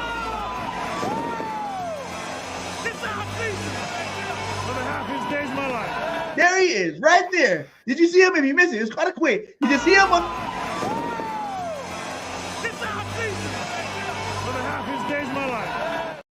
Yes, sir. Jeremiah Trotter Jr. in the building. The X-Men returns, baby. What grade you giving him? Yeah, I give it a B, man. You know what I mean? Wow. Like, I give it a B only because, like, I tweeted out throughout the draft, is there something wrong? Like, are we missing something? Why is Jeremiah Trotter Jr. dropping this? Like, all these linebackers went before him I ain't even heard of. Right before the draft, man, it was Cooper and Trotter, right? Man, that's the names that we was hearing. Cooper and Trotter. And all of a sudden now, man, you got all these unknowns just going before Trotter because a lot of people say, well, he's slow. He can't cover. Like, he's light, right? He can't get through the line enough. But I think he can cover. He's one of the best covering linebackers in the league in college football last year. People don't even they talk about it because they look at his height. They don't go look at the stats. Like, he's one of the best. Look at it. What was it? I think I have it on here. Let me see. It's here. Boom. PFF. Yeah, right there. Yeah. PFF grade. He is number 1 out of the last 2 years draft eligible, highest career grades eligible. And look how far down your Edgerrin Cooper is. You know what I'm saying? Look at all these other guys down the list. He is number 1 with 91, tied for number 1 with 91.4% draft eligible. How this guy fell to the 5th round, I don't know. Like, maybe people do like taller, bigger, heavier linebackers. He's 6 foot, 6'1", 230. But the guy's a ball hawk. He's all over the field. He makes interceptions. He brings that axe down, and I'm so happy. His dad was the best Eagles linebacker ever. You can't name a better linebacker in Philadelphia history. Yep. The number 54 right there. And now we got a number 54. The emotions that his dad had, Lori had, all that it's like a story. And I heard someone say it the best. For those who do doubt Trotter, you got to realize this is different. You know what I'm saying? Yeah. Not only is he from the city, he's from Philadelphia. He's all he knows is Philadelphia. He's been a Philadelphia Eagles fan his whole damn life. His dad is a legend in Philadelphia. And if you think, I don't know if you watched some of these interviews leading up to the draft, if you think his dad's about to let this fool come in and mess up the Trotter name and be a bench warmer, like what was Clay Matthews' brother that played for us, who didn't play very well? All these legacy guys that come and play for Philadelphia, they don't play good. Trotter's not going to do that shit. Mm-hmm. Trotter's going to make sure his son is ready come training camp game 1. I bet you right now Trotter's got his boy out in the yard swinging that damn axe, chopping down goddamn trees, and getting him ready for this goddamn football season. I promise you this. Like I told you guys, he don't got to come in and be number 1 right off the bat. You went out and you got yourself an all-pro and Devin White to be that number 1 guy. You still got faith and you're supposedly number 1. Out there who hopefully will have a bounce back season where this guy, all he has to do is be the 3rd best linebacker on your team. I think, hands down, the way he played at Clemson last year, he can come in and be that. Yeah, facts. Look, I love it. I love the pick and the disrespect. Once again, everybody that the Eagles drafted so far have a story, right? The underdog mindset. You know what I mean? I'm about to go work hard to show you why you should not have passed up on me. For him to get drafted in the 5th round, oh, man. Being from Philly, his dad is going to make sure that this dude know exactly what he's supposed to do because he was one of the best linebackers that Philadelphia Eagles history ever saw play the game. So I'm telling you right now, he will be fine. I won't be surprised if he even start over Nakobe Dean. Woo! I would not be surprised if he's over Nakobe Dean. Nakobe Dean to me, man, show me, man. Yo, like his foot injury, he kept getting foot and freaking shoulder injuries, man. I'm like, come on, man. Yo, this is about to be his 3rd season. And I have yet to see him play 5 games. That's true. Yo, I have yet to see Nakobe Dean play 5 games. And he was a starter last year. Like, you know what I mean? He started. He did start. And next thing you know, he's my neck, my back. Come on, my man. neck in my back. He's still in the field, damn it. Still in the field. But watch, I would not be surprised if at camp you start hearing rumors, right? Trotter is this. Nakobe Dean is getting not played. I'm telling because Trotter know how to play that position. I'm telling you, when you're a football player's son or basketball player, whatever sports you love, your dad play, he tells you everything, right? He shows you, he tells you, like, be ready for this. You got to go and earn the job.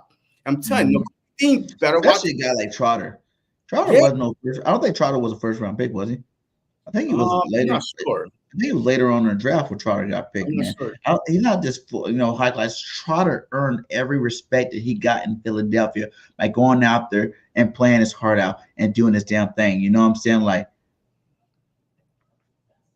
yes, I do love an underdog story, man. Yo, I love underdog stories, man. Yo, I'm sorry, man. Look, and that's why I'm a Philadelphia Eagle fan, man. That's all I know is underdog. Huh? What are you talking about with the Chuck Beard? No, I don't think I've seen that. I said the best linebacker. Like Trotter was the best linebacker in the Eagles history, so he's just trying to. Oh, he's saying that the other guy was. Yeah. No, it's not true. Trotter is definitely the best linebacker in the Eagles history. I don't care about no Chuck Beard or whatever the hell you're talking about. Bernard. What's his name? Bernard. We didn't miss it, but it's Trotter. Come on. Who do you remember more than Trotter? You know what I'm saying? Every generation knows about Trotter. I mean, every generation knows about. When anybody made their best linebacker in Eagles history, when you ask, who's your favorite linebacker in Eagles history? 99% of the people you ask that question, you're going to say Jeremiah. You know Yeah, what I'm saying? and there's So, no disrespect to the other no guys. disrespect to I just nobody. didn't see him play. I mean, I didn't see Chuck play, so I can't, and I'm not gonna go back and watch a highlight and say, yeah, he was the best. No, I seen Trotter play. You know what I mean? So that's who I'm gonna go with. So it's okay. Yeah, and I think that his son, he said Trotter was a 3rd round pick. Yeah. So he went 2 rounds later, and I feel like this might be the steal of the draft. You know what I'm saying? This might be a guy that went in the 5th round that usually is not the guy that's going to be the star of your defense. And I feel he has potential. And with the city behind him, his dad in his ear every day. The boy lives at home. He's not even moving out of his house. He lives at home with his dad. So after a bad game, guess what? He's going to be in his daddy's face. Dad go, what the fuck was that? Get out there right now. It's 11 o'clock at night. I want you out there chopping that axe. That tree. He learned how to hit somebody. He learned how to hit somebody. I want you to hit somebody, boy. Yeah, and what you did today was unacceptable. Yo, I love it, man. And look, guess what? Here all game long, and I think he's gonna be the beast out there. And guess what? Yo, his dad could help him dissect the playbook. You know what I mean? Like he knows the positions. He knows some tricks. You know what I mean? So I'm telling you right now, I would not be surprised if Trotter and Trotter and White is starting week 1. I think all 3 of them are gonna play. Hey, they can. Yeah, I mean, all 3 of them are gonna play, and I really think this is it. If Dean, this is the last straw.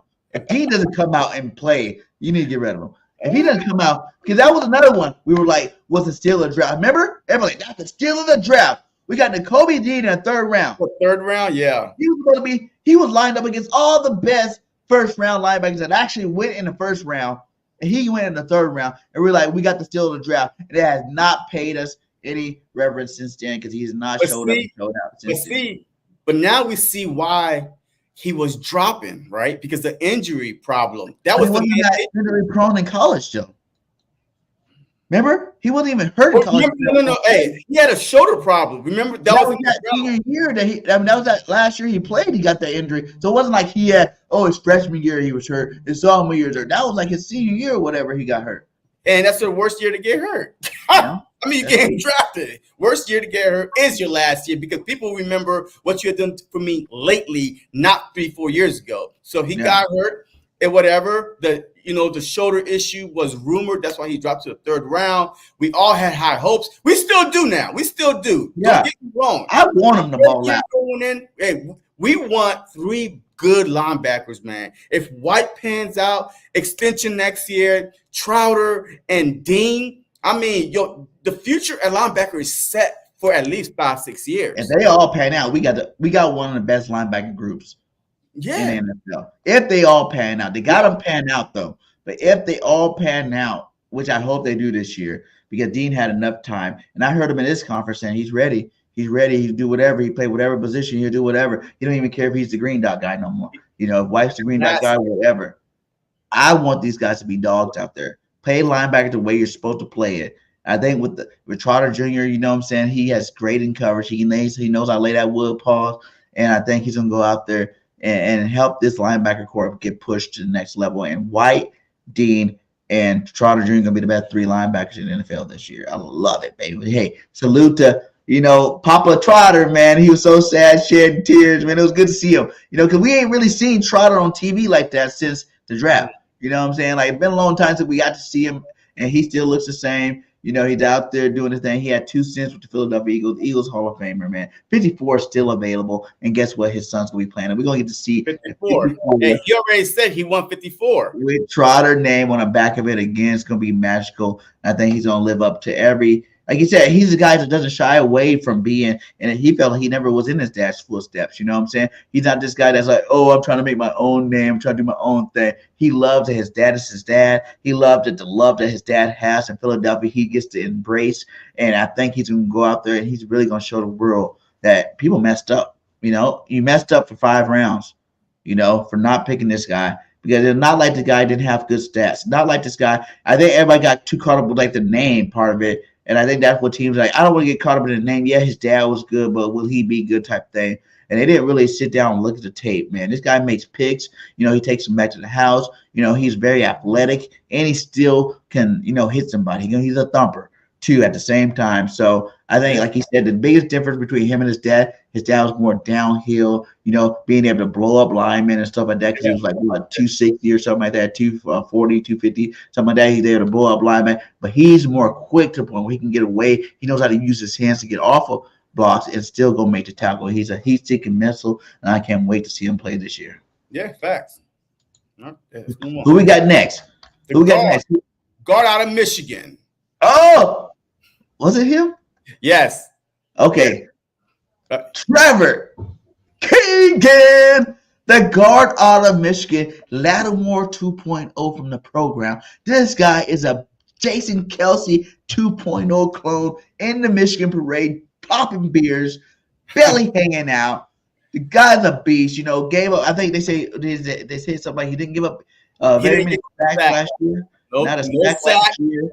Big competition, big yes, undefeated season, national championship. I mean, no sacks. I mean, this dude is always looking for somebody to take their heads off, man. Yes. If you watch his highlight, even if he don't have nobody in front of him, he's looking, who can I murder tonight? Because I'm telling you, this dude's 6'5", over 310, 315. I mean, our offensive line is a big-ass offensive line now. Yeah. So the first person on the offensive line is probably the center, which kind of remind me of Jason Kelce, right? The smallest offensive line. He's even bigger than Kelce. Huh? I think Jurgens is even bigger than Kelce. Yeah. But that's the smallest guy on our offensive line right now is Cam Jurgens, man. But hey, he don't even have to rush and play. You know what I mean? And he's not going to take Dickerson's spot. So the only competition that is for Steen's spot. That's it. I mean, every other spot is a lock. So now imagine we got depth, right, on the offensive line. Last year, the biggest issue was when Lane Johnson went down, the whole team done fell apart. I mean, Jalen Hurts on his back throwing 3 interceptions against the Jets because we had no true person that could fill in for Lane Johnson. So now we got some dogs, man. Stoutland, SU, about to be University. SU about to be lit this all season. Yes.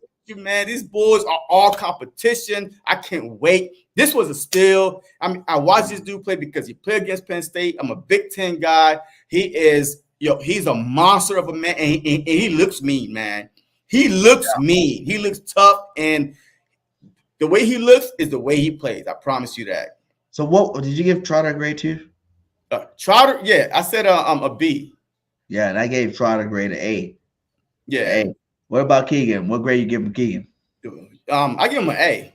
I give him an A. I don't know why he failed all the way, like that, but I don't know. How do you have the #1 team in college football starting guard that mauled people, 0 sacks, that destroyed people all year, went against the best of the best of the best on that defensive line, and the guy drops all the way, what was it, 5th round pick again?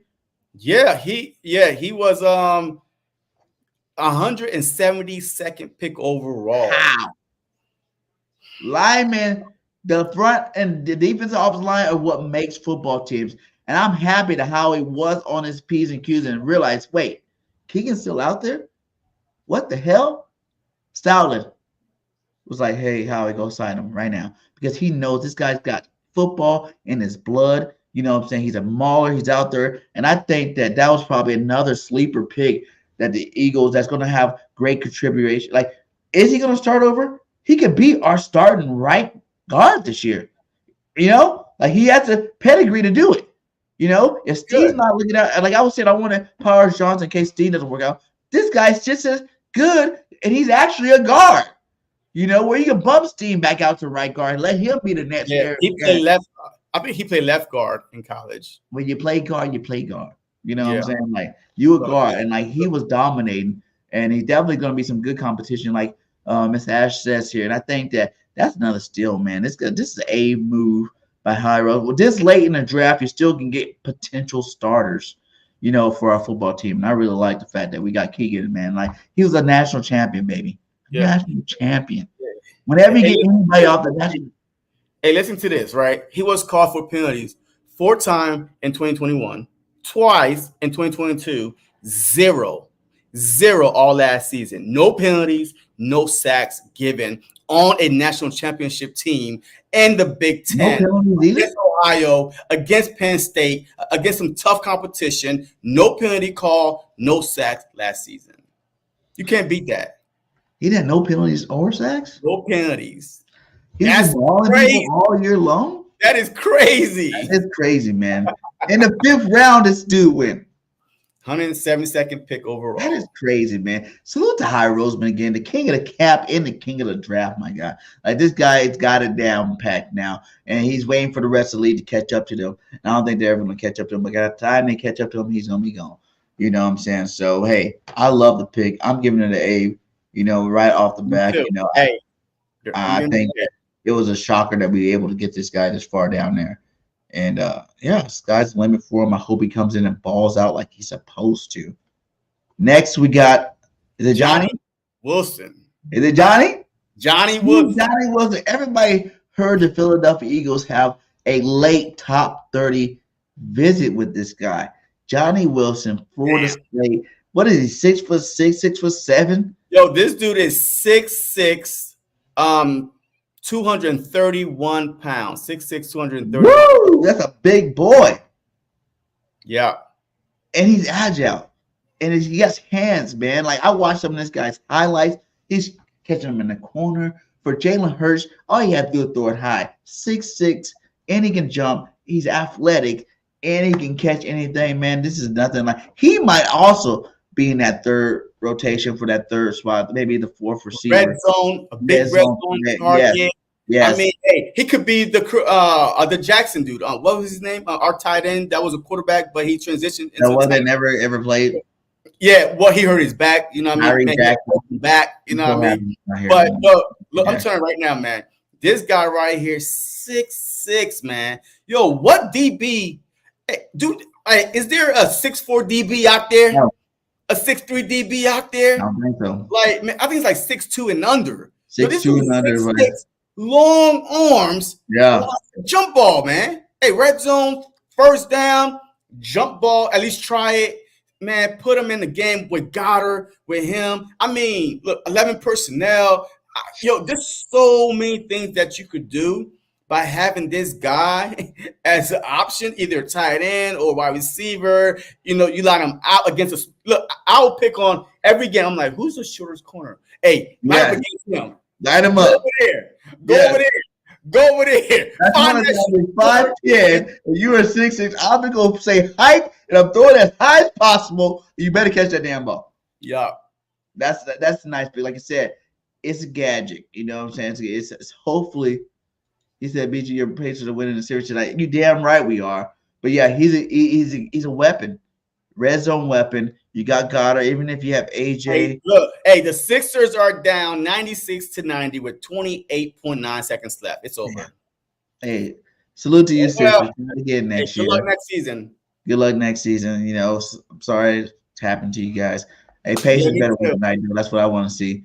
But yeah, like we've said though, this Wilson could be another sleeper. It's like I feel like every last one of the last late picks could be sleeper starters for our football team.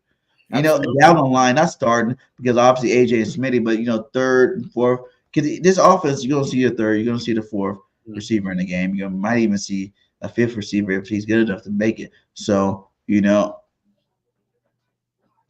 I'm a Sooner fan, so I'm an SEC guy now. Hey, that's what's up. You know, and this guy, like, he's a ball. He was a red zone threat at Florida State, and he kept dropping dimes in the corner of the end zone. Like, it seemed like every highlight was to corner of the end zone, dropping dimes where only he can catch it. He's good with his body placement where he can stop the receiver, just like, here you go, ding, out of bounds, ding, touchdown, baby. So I really think Johnny Wilson can be that guy because you said he could be like Tyreek, but guess what? Tyreek didn't play receiver. Yeah. You know, this guy's actually a pure receiver. You know, I think he ran pretty decent to be his height.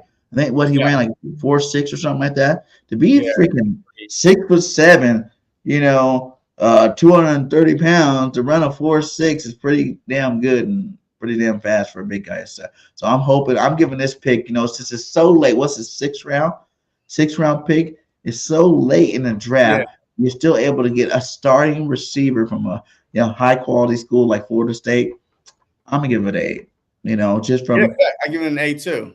the position is at. You gotta give this guy an A. He's on the team. Now I didn't get the last guard on here, which my bad because I was rushing to get this show His off. name is Dylan McMahon. Cool. So this dude had 44 starts, right? Right guard, center, left guard. Yeah, He Nikki. can play any position, man. You know what I mean?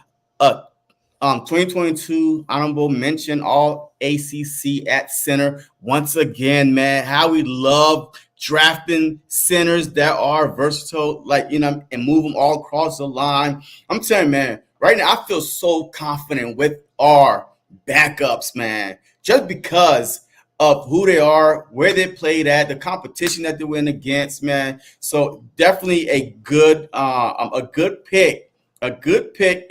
Look how we went defense, Yeah. offense, and then he went line. You know what I mean? Because offensive line wasn't our top priority. And that's what I told you what? This draft should be a defense-heavy draft because that's where we are weak at. That's where we are old at, right? We need to retool our defense, get younger. So I'm so glad that how we decided to stick with that, went defense-heavy, and then decide to go, offensive line in the trenches like we always do. We know that Jeff Stoutland, man, I mean, he could, I know, we got a couple fail experiences there with Dillard and stuff like that, but for the most part, turn Mariota into a top 3, left tackles in the NFL. So definitely. Oh, it's tied up. Oh my God, it's tied up. 97-97, 3, 2, 1. And no foul called overtime. Oh my God, Maxey went off. Overtime. Maxey is showing out. He is showing out. Oh my God. Yo, it ain't over till it's over. They pulled till it's over. Yo, the Sixers was game 2, I believe, man. The Sixers was up 5 with 20-something seconds left, and then the Knicks, they just put a Knicks. They just put a Knicks on the Knicks. But yeah, so but definitely, man, I love this draft, man. I definitely did not have a chance to go, into the undrafted free agents yet. That's how we get. Huh? I said, yeah, we're not going into those guys. Yeah, so, but overall, the draft itself, the top picks that we had was 7 or 8. And then not only that, man, to trade back and get a third. You traded a 4th. 3 picks from that shit. Third. Yeah. I mean, he traded a 4th round pick, trade back, and he got a third next year. A third, next year, and a 4th. Yeah, a third, 4th, and a 5th next season, man. That's so genius. We already have 11 draft picks for next season already. Man, this draft was great, man. Yeah. Like that, and that's why I said, besides that first week, which I gave a B+, every last one of the other picks is an A, and that's crazy. Like that. How many times can we say we can go through all 7 rounds and everybody got an A for the most part? I don't remember a draft where everybody got A's. You know what I'm saying? Where they were at, where they were picked, the talent that they could possibly bring to the football team. And they can get an A grade for it. That's why I say the Eagles nailed it. They dominated this draft, and we got an A+ this draft. Now we got to put them on the field. We got to get them with their coaches, and we need to make sure that they do what they got to do. But I feel like Howie said it best in his press conference. He got players with chips on their shoulders, whether it's for them falling in the draft, chip on their shoulder, whether from them getting hurt and have something to prove, chip on their shoulder. And he said this team had a chip on their shoulder from last year. So when you got all these chips. It's like Vegas, baby. You hit that lotto, you got all these chips. You're not the rich right there. And I think all these chips are gonna come out, they're gonna ball out, and we're gonna dominate this year again, like we always do. We're gonna have our predictions of what the Eagles will go later on. But right now, I'm saying the sky's the limit for the football team. We are definitely back in Super Bowl contention. We're definitely a Super Bowl contender this year. And I think, man, the potential, if all these guys pan out the way we hope they pan out, which they don't always happen. You usually get 2 or 3 players that were good, 2 or 3 players that were elite or good, and then a couple players that were all right, and then you got, players that didn't do nothing. So I don't feel like this is going to be one of the drafts where we're going to have contributions from all levels of the draft, whether it's special teams, whether it's, in the actual game physically. But I think they're all going to make plays this year, and they're all going to get their names, called on Sunday. So, man, I'm so happy that we did this, man. The only thing else, after the draft, Howie Roseman went out and did one more move. One more move. We're going to talk about it real quick. I know you're not really trying to talk about it, but Mekhi Beckham, Lane Johnson replacement. He's not Lane Johnson replacement. Lane Johnson replacement. How you He's not Lane Johnson replacement. Lane Johnson got at least 3-4 good years in him left, so he's not Lane Johnson replacement. But once again, if Lane Johnson, we all know every year it is like clockwork. He kind of missed a couple for his groin, whatever it is, and it's still happening. So possibly, hey, we have depth. We have some good depth.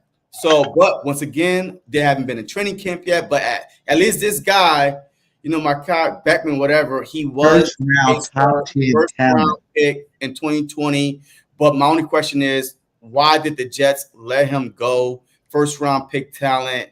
I mean, he done bullied a Derek Barnett. Yeah, we seen that. Jets. He showed some signs of why he's a first round top 10 talent.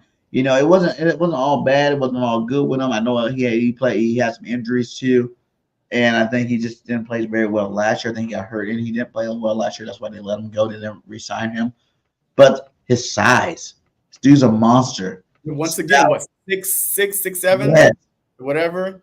Big monster, and you put him with the best offensive line coach in the league, Stoutland. You give him a first round pick. Yeah. With a chip on his shoulder, man, I think Stoutland can mold this guy. Oh. He's not going nowhere for 2 to 3 years. We already know that. But this year, not saying they said they want him if he developed the way they want him to develop to be our swing tackle. Whether Lane gets hurt, Mailata gets hurt, you got a first round prospect type caliber player you can plug and play to be behind these cats. The Eagles had that in Driscoll. You know what I'm saying? Like Driscoll was that swing tackle. Either tackle went out, he went in. I think this guy already has more potential than Driscoll had the whole time because this guy was the number 1 pick. He actually has played in the NFL at a high level certain times, throughout his 4-year career. So I'm hoping with Stoutland University, he comes out, he regenerates this guy. And what happens a year or two down the line? If he plays good this year, if he has to come in and play this year, yeah, he's 6'8", the same height as Mailata. Yeah, exactly. Crazy. He plays good this year. He shows that the Eagles going to re-sign him to a long contract. And guess what? He will become the next backup to Lane. If we know Mailata ain't going nowhere, he's still young. But Lane Johnson in the next 2-3 years, you know what I'm saying? So yeah, man. Look, the average height on our offensive line, it's probably going to be about 6'6", 6'5", 6'6". But we're back to we're kind of I don't even know when we were this big. They were standing we got all monsters on that line. You know what I'm saying? 6'6", 6'8", 6'8", 6. I think Lane Johnson's the shortest at 6'5", or for the tackles. And it's man, we got some maulers out there, and these guys are all big boys, over 320 pounds. They're gonna go out there and we're gonna run over really, man. I'm telling you, Saquon Barkley is about to lead. Really, remember when everybody was like, "Who's better, Barry Sanders or Emmitt Smith?" And you look at Barry Sanders, he's fighting for his life to get to the damn line of scrimmage, but still putting up big yards. And he had Emmitt Smith having holes the size of buses all year long. And I feel like that's what's going to happen for Saquon this year. That's why he will take over the number 1 running back spot, because he's going to have holes the size of buses this year. He's going to be running through them feeling good, man. Yeah. I can't wait to see what happens, man. They say the power rankings came out post-draft, Eagles 3. Do you like that? Post-draft? Look, I don't care where we rank, man. I'm tired of these rankings. These, look, it is what it is, man. I don't care. I don't get my feelings hurt. Hey, look, we could be 10 for all I care. The way we ended last season, a lot of people is still hey, show me. Hey, look, some people saying it was bigger than just coaching. It was the players in the locker room, blah, blah, blah. So they want to see. Did the Philadelphia Eagles fix their problems? Because there's no way we collapse like this, blah, blah, blah. So I don't care with these rankings that it is what it is. Yeah, I think we're better than Niners, and I think we're going to be better than Chiefs this year, even though I know they got worthy. I feel like we got the best team in football. I feel it every year. But I feel like this year for sure, we faced a linebacker spot. We got our secondary in line right. You know what I'm saying? Our offense, they're all paid. All of them should be happy this year. Every last one of the key people in the offense got paid this year. They got extensions this year. They got their bank accounts upgraded this year. They should all be working their ass off, which we've seen a lot of people in the lab doing their damn thing. You hear Jalen talking about even Saquon and Barkley and AJ talk about Saquon Barkley even is already in the weight room taking over leadership roles and pushing these guys to be great because he want to make sure he's great this year. And I think the last time we seen that was 2 years ago when we went to the Super Bowl. So I see another one of those type seasons. I think that was one of the biggest things we talked about. This was the first time we seen. They didn't do it last offseason, but the first time we seen since the previous year when we went to Super Bowl offseason, we see these guys out there busting their ass, putting out there, letting everybody know that they're busting ass. I know a lot of people do it behind the camera, but this last time we seen them put it out there like that, like, hey, and you heard AJ Brown like, I'm trying to get that much better than everybody else. They're gonna go out on Friday night, they're gonna go clubbing, they're gonna go out on Saturday, they're gonna be clubbing, and I'll be at the gym. You know what I'm saying? I'm trying to get that much edge. And with leaders like AJ, Jalen Hurts, Smitty, and Saquon out there, man, on the offensive side, and the rest of the guys on the defense side, man, I'm telling you, these Bulls are gonna be ready for this year, and we're gonna do some damage this year for sure. Yeah, man. Look, the only thing is we got to put it together. Our secondary is still suspect right now. I'm just gonna keep it a buck. I mean, because I really don't believe, like, we don't know who's gonna start here. We're gonna start there. So, but yeah, we just got to put it together. Off season, OTAs, all that stuff. So we just have to see, man. Right now, we look good on paper. I mean, hey, you don't win Super Bowls on paper. You don't win Super Bowls. Hey, last time we were the paper champs, we went to the Super Bowl. That's the last time we were paper champs. We went to the Super Bowl. So hopefully we can go seal the deal this year because guess what? This is what we got. The no-fly zone. Wait. There's a broken wing right there. Take Bradbury out. A broken wing. Take him out. Take him out. Take Bradbury out. Hey, we didn't fly on a broken wing. Hey, ground this plane. Ground this plane. We got ground this plane right now. I mean, Maddox. Do you think Maddox got a shot to even playing this year? Look, I don't care, but hey, we got a broken wing, man. Pilot, ground this plane. Take Bradbury out, and then we're good. I'm telling y'all, man. That I'm telling you, Bradbury's gonna step up with the help. You might say you shouldn't need the help, but last time he had the help, he was an All-Pro. So it doesn't matter if he needed it or not. Whether he should need it or not. He got the help now, and you will see another All-Pro year from Bradbury this year. I think at least Pro Bowl. Yeah, he gonna take a step up because you got to walk up the stadium. A lot of steps. A lot of steps. He gonna step right on. Oh man, y'all hate on before Bradbury. Step up, all right. Every step. Y'all Juju fans. Y'all must be Juju fans. Take Bradbury out of there. He out of here. Get him out of here. Yeah, Bradbury's still on it. He's part of it until he's not part of it. And as long as you're an Eagle, I got your back, Bradbury. I got your back. Now come post June and we cut your ass and whatever. Good luck to you. But for right now, and I heard my GM say they expect a bounce back year from you.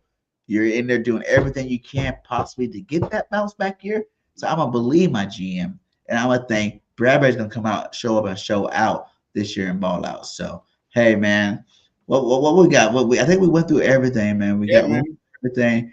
What's some of your final words we got before we get out? Oh, another topic I want to say. Look at this too. This is everything we got from the Carson Wentz trade. AJ Brown, Devontae Smith, Carter, and Cooper DeJean. That's nice. Yeah, one trade to get you this many awesome players on your football team. I know we still got to see what Cooper DeJean, can do for our football team, but AJ is definitely extended till forever. And, Smitty's extended till forever. Carter was a monster before he gassed out last year, saying Cooper DeJean's is headed for a good season this offseason. Even if he doesn't start at cornerback, he's still going to get a lot of playing time, I feel like. Even if he's not a starter, he's going to be that piece that you move around. Sometimes you're going to see him in a slot. Sometimes you're going to see him at safety. Sometimes you're going to see him. He's going to be all over the football field in year one until they decide where exactly they want to put this guy. They already said they're going to put him, they talked to him about all three positions anyway. So, yeah, man, it's going to be crazy. It's going to be nice to see what going down on this football team this year. Guess what? The funny thing is, guess what? This is still a whole nother free agency. You know what I'm saying? There's always that post-draft free agency. People are already starting to get cut right now. You know what I'm saying? Like they could. This is not even the final roster. Is basically what I'm saying. You know, we think we got the final. This is not the final roster. We can get even more better players on our football team before it's all said and done, man. Like, and that's the same thing. We have a Howie Roseman, you know, as your GM, the king of the cap, baby. Make sure you go get your king of the cap. So I'm still pushing them, baby. I'm still pushing them. Go get your king of the cap from the print champs, man. That's a fucking awesome shirt. I got 3 of them. But it's not even over yet, man. And I feel like Lurie's like this, baby. He's like, we done did what we got to do. Yes, you know what I'm saying. Yes, we struck gold this off season, and when the off season's not over, it's gonna be awesome to see what these cats do in training camps, man. And who else, the Eagles? If you had to say a position, right? Because everybody knows it's not over. You know it's not over. Mm-hmm. If you had to say a position, what do you think? What other moves are there left to really finalize this football team? I think the checkmate would be Justin Simmons. That'd be the ultimate checkmate. We need a safety. I think because if I'm the Philadelphia Eagles, I'm putting Cooper DeJean at nickel. But you're still unsure about safety because of Sidney Brown. He tore his ACL with week 18. He said he's starting first. I don't give a goddamn what he says. He's healthy. I don't know. He's not. These new players come back. He's healthy. Did he get hit yet? Is he in training camp? But he's not getting hit for another month. Nah, man. No. The checkmate would be if you go out and get Simmons. Now that is checkmate, in my opinion. And now you could put the nickel, DeJean in the nickel, Bradbury on the bench, Mitchell, starting opposite of Slay, Trouter, White, Carter, Huff, Davis, Sweat. But we use DJ in the slot. No, Chauncey and Simmons, safety, and Reed is hybrid. Come on, man. Ain't nobody throwing on that. That would be nice, though. That wouldn't be that bad. It would not. It'd be checkmate right there. But I think that's the reason why they're not going to pay all that money to Simmons, because you got a Cooper DeJean. Simmons ain't getting no money, all right? Because the whole draft is over with. Like, look, there's Diggs out there. That's a safety. Did Jamal Adams out there. So if you're a team right now, you finish in the draft. Right now, you're just looking for, okay, so, hey, you want to come over? Minimum deal. And they just re-signed Blanket, too. They gave him some more money, too. Blankenship some more money. I think it is going to be Blanket CJ as our safeties. And then you rotate in a guy like DeJean as safety. Whenever you want to keep CJ back at the safety spot, you'll put a DeJean at that nickel spot. You know what I'm saying? Like you have a man. But whenever you want, you got that more veteran receiver, that more talented receiver, you go ahead and put CJ in a slot. And you let DeJean play safety. Either way, they're going to have 2 ball hawks on the team at the same time. It's going to be awesome, man. It's going to be awesome. And guess what? He said, what's up? Congratulations. You beat a 4-13 team. Shut up. Okay, shut up. You're going to still be 5-12 this year. So, good luck to your Washington team with no quarterback. Yeah, like I said, it's going to be nice to see the guy. And, like, the fact that we're sitting here thinking who's going to play what, that we have the players to mix and match them all over the field. We can even play more dime this year. We can play more, nickel this year, wide this year. We got, with the players we got on our defense, we can do a lot of different things on, defense this year. And I think that's what's going to make our defense so dangerous. And Fangio definitely had his foot on a lot of these picks and his sprints on a lot of these picks. And that's the reason why we got a lot of these guys. And I think we're going to come up and really do something special this year, man. So tune in. Make sure if you guys have not subscribed, shout out to all you guys still in here. Hit that like, hit that subscribe wherever you are. Twitter, Facebook, and YouTube. And we're also going to be streaming soon here on Instagram too, for the Instagram watchers that come over when we send those links over there. So make sure you can hit that follow and support your boys, JC and BIRDGANG. And like I said, at the end of my shows, I always say, fly, Eagles, fly. Birds. And we out. Peace. Sometimes you just kind of think, I kind of felt it that it was going to work out last week when we were doing our pre-draft